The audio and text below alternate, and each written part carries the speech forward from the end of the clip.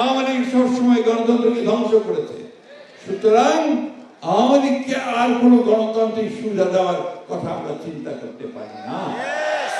কিন্তু কতগুলো কথা বলার প্রয়োজন আছে। আমাদের পুরনো স্মৃতিগুলোকে নাড়িয়ে দিতে হবে।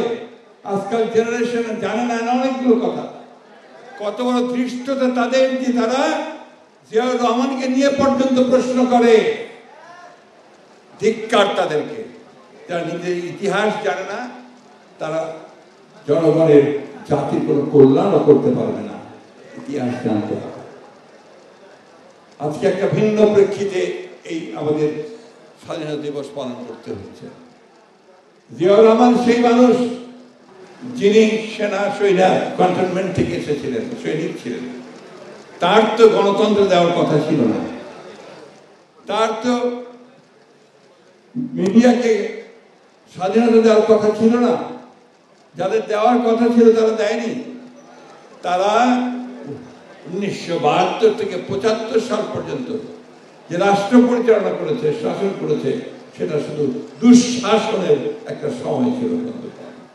সেদিনও 30,000 সৈনিক, যুবক, ছাত্রকে হত্যা করা হয়েছিল। সেদিনও সমস্ত পত্রিকা বন্ধ করে দেওয়া হয়েছিল। একদলীয় শাসন ব্যবস্থা বাকশাল প্রতিষ্ঠা করা হয়েছিল। এটা বারবার বলতে হবে, বারবারই কথা বলতে হবে, মনে করতে হবে। আওয়ামী লীগ কখনোই গণতন্ত্র বিশ্বাস করত না। আওয়ামী লীগ সবসময় গণতন্ত্রকে ধ্বংস করেছে। সুতরাং আওয়ামী লীগকে আর কোনো গণতান্ত্রিক সুবিধা দেওয়ার কথা আমরা চিন্তা করতে পারি না।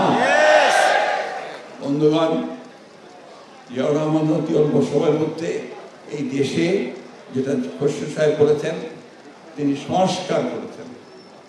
একদলীয় শাসন ব্যবস্থা থেকে বহুদলীয় গণতন্ত্র নিয়ে এসেছেন, মাল্টি পার্টি সিস্টেম নিয়ে এসেছেন। তিনি মিডিয়ার স্বাধীনতা দিয়েছেন, সমস্ত পত্রিকাগুলোকে খুলে দিয়েছেন, একটা গণতান্ত্রিক চর্চা শুরু করেছেন। তিনি অর্থনীতিতে বহুমাত্রিক অর্থনীতি সৃষ্টি করেছেন, অর্থাৎ বেসরকারি মালিকানাকে নিয়ে এসেছেন, মুক্ত বাজার অর্থনীতি তিনি শুরু করেছেন, রিফর্ম নিয়ে এসেছেন। রিফর্মের শুরু তো শহীদ প্রেসিডেন্ট জিয়াউর রহমানের হাত থেকে। আজকে যারা রিফর্ম বলছি আমরা, আমাদের মনে রাখতে হবে যে রিফর্মের প্রথম শুরু করেছেন শহীদ প্রেসিডেন্ট জিয়াউর রহমান। এরপরে রিফর্ম করেছেন দেশের নেত্রী বেগম খালেদা জিয়া। তিনি সংসদীয় গণতন্ত্র করেছেন এবং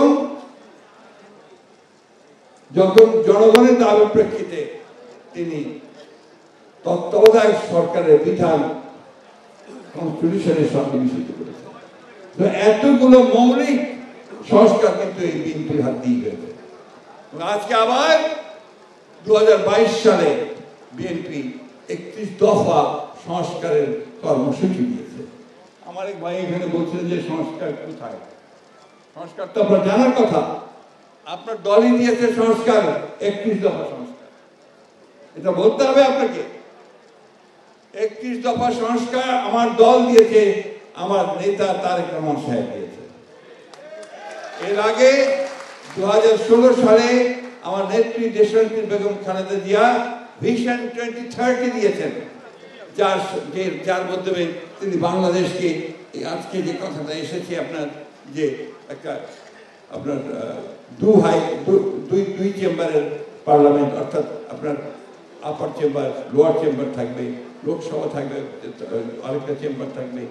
এটা দেশনেত্রী বেগম খালেদা দিয়ে দিয়েছেন। দেশনেত্রী বেগম খালেদা এটাকে রেইনবো স্টেটের কথা বলেছেন, অর্থাৎ দল মত নির্বিশেষে, সমস্ত জাতি নির্বিশেষে এখানে একটা জাতি কিনে দিতে হবে, সেই কথাগুলো তিনিই বলেছেন। জুডিশিয়াল সিস্টেমকে সুন্দর করে ন্যায় বিচার প্রদানের জন্য এখানে বলা হয়েছে। প্রতিটি ক্ষেত্রে গণমাধ্যমের স্বাধীনতা নিশ্চিত করার ক্ষেত্রে প্রতিটি ক্ষেত্রে সংস্কারের কথা বলা হয়েছে। সুতরাং সংস্কার কোনো নতুন জিনিস নয়।